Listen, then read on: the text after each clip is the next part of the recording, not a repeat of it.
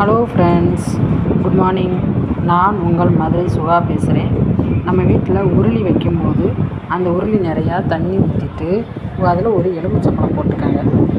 எலுமிச்சம்பழம் போட்டுட்டு கொஞ்சோண்டு பச்சை கற்பூரம், அதில் கொஞ்சோண்டு பச்சை கற்பூரம் கொஞ்சோண்டு போட்டுக்கோங்க. இவ்வளோ போட்டால் போட்டுட்டு அதில் கொஞ்சம் பன்னீர் கொஞ்சம் ஊற்றிட்டு அதில் பூவை போட்டுருங்க.